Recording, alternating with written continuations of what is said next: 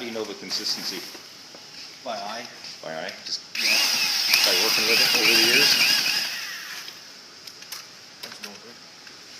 With all mud, when you mix it, you have to mix it up even in the mixer. You have to let it sit for at least 5 minutes and then just continuously running. Or just let it sit in the bucket for a few minutes so it can start setting up. And then you add some more water to it and get it to the consistency you want.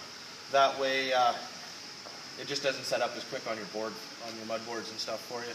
Gives you a little more work time with it. How much open time do you have? If a bucket like this that much? A full 5-gallon bucket on a stack stone is about 15-20 square feet. So, Okay. yeah, you can go through it pretty quick on a big straight wall. So a half hour or something, you think, maybe? Or open time? Before you have to add water, if I was dumping on the board right now, it'd be about 5 minutes. 5-10 minutes. Once it's spun again, yeah, you probably get half hour to an hour before you'd have to add more water. Depends on how hot it is outside and stuff like that. So if it's setting up on you, you just add more water and mix it up again? Yeah, just add a little water on your mud board, and I think it's 93% cured in 7 days, and then it's 30 days for the rest of the 3%.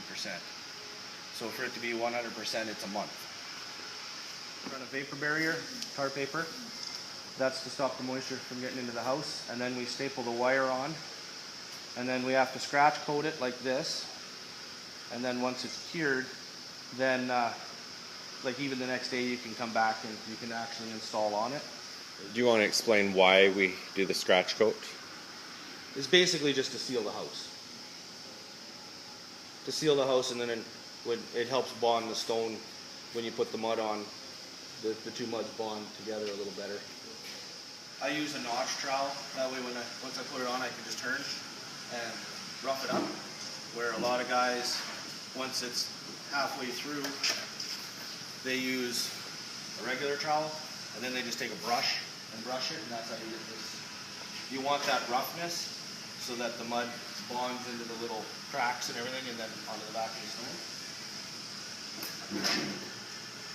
So you just take your mud and put it on your mud board. Always wet your mud board because the wood will dry out the mud real quick.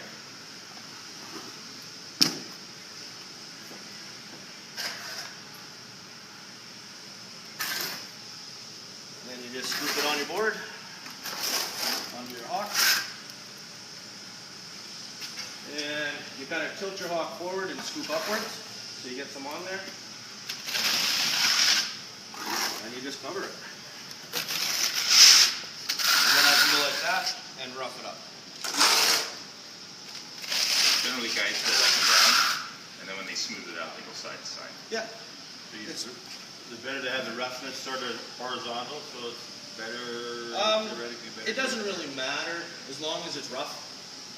That way, the roughness on the back of the stones or whatever, it gets into the grooves and it catches. You just want to be able, you just don't want smooth surface on smooth surface. For river rock, you basically, there's two ways of putting it on all stones. One, you kind of go around the outside edges and just leave a little tiny space in the middle. That way, when you stick it on, it'll squish and you get a little bit of suction, so it'll actually just stay. The other way, lots of guys do is they just put it right here, and then they just make sure the whole back of the stone is covered. And then they know they've got full, and it'll stay too.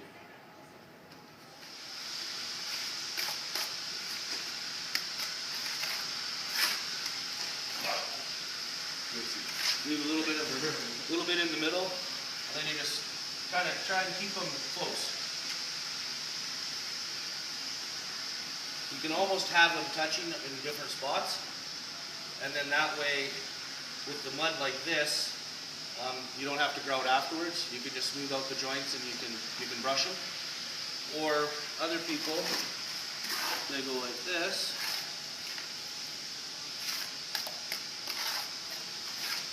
And they'll stick it on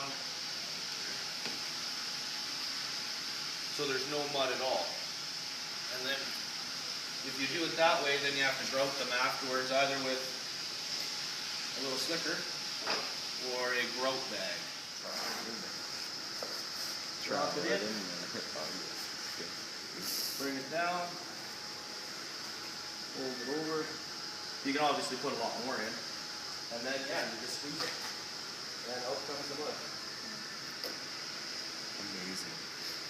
It's truly mind-blowing. Smooth it out. Like that. Kind of dig it away.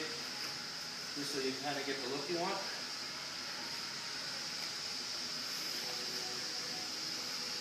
And then after a little while, you take a brush.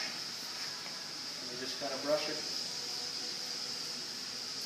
And then that'd be done. Obviously, I'd wait a little longer to do it, but that's pretty much how you do it. But for stack stones, they're all square, so that makes it easier.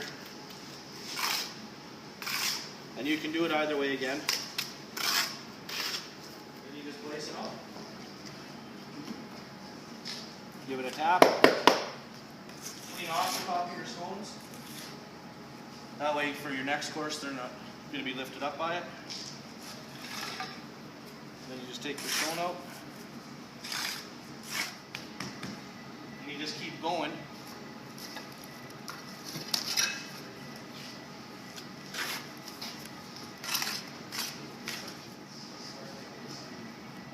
So when you're installing them, you don't ever want a straight joint like that, because then you'll actually see it. It's really noticeable. So when you put your corners on, you'll alternate them. There's a long end and a short end. So you alternate them, and then when you put your next one on,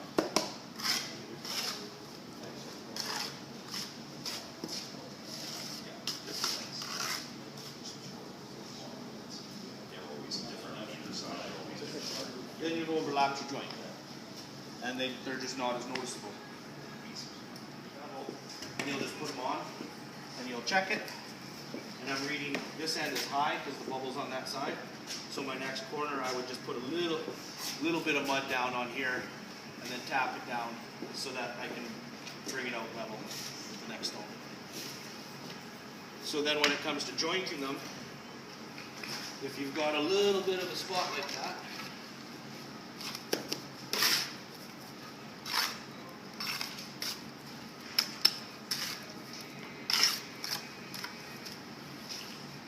I need a little bit of a spot, so I go like that, and then I push it down, and that'll just let a little bit of mud sit there, so that way when you put your next stone on,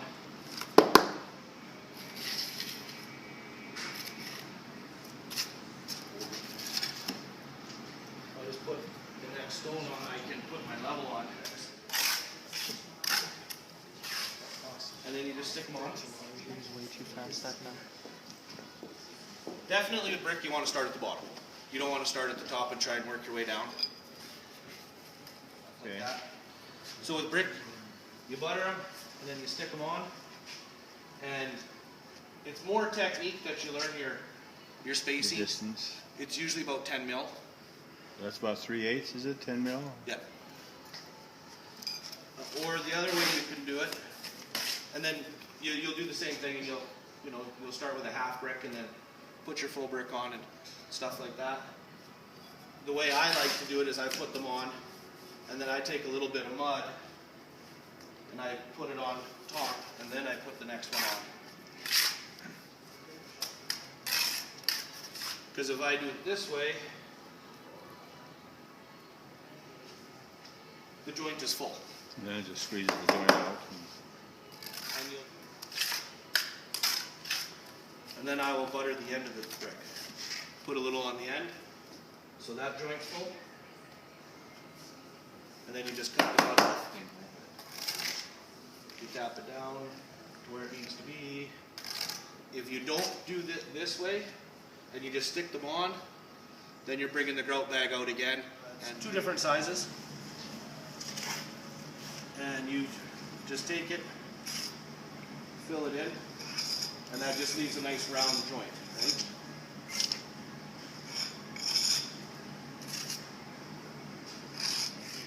Or you can use your slicker and top them up like that, but you want to make sure they're nice and full. and then either you can just brush it and round joint again. That's usually how you do block. That's how most block walls are done. Or you can use this.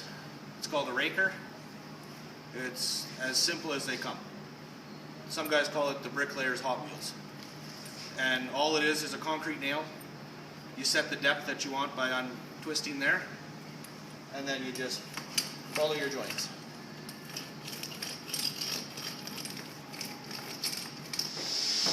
The veneer, they just chop the face off, and if for a corner they'll cut the end too, so it's an L shape. So that's just a standard brick. This is a 10 centimeter cinder block. These are considered the lightweights. This one is made out of cinder. You can get them made out of concrete, and they're about 3 times as heavy.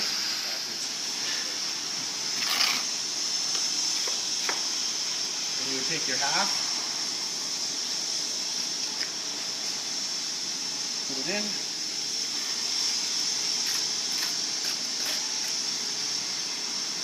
brick, put it in.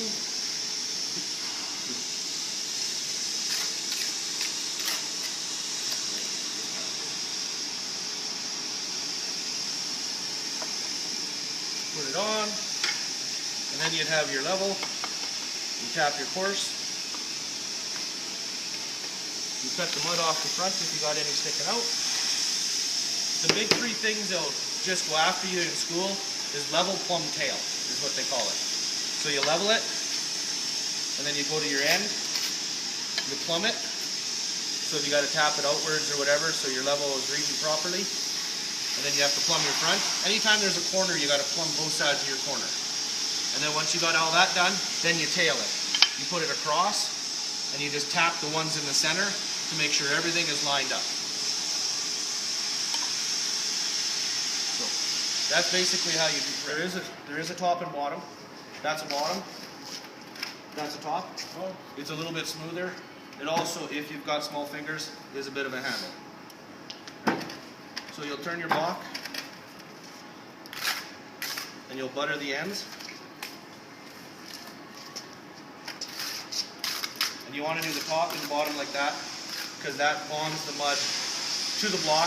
If you don't do the top and bottom, when you turn the block, it'll just fall off. And then you set them into place. And then you tap level and stuff. But to do the second course,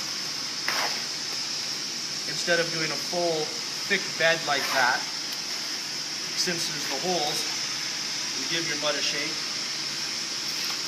and you just go along the outside edges.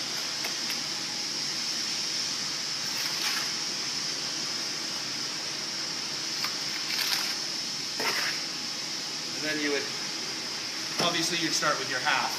I don't have any halves here. And then you would just set your next one on. And then you'd still take your level. You tap it so it reads level. For split face block like this, you have to do your plumbing in the back. I'm out a little bit, so you got to bring it forward, you tap here. If you got to kick it out the other way, you tap at the back. You just tap it to where it needs to be, and it will touch all the way up, and it will read plumb, right dead center. You want it right in between the lines. And then that would be plumb, and then you would stick this on like that, and you would tail it. And it's touching here, it's touching here, it's touching here. And that's how it would be.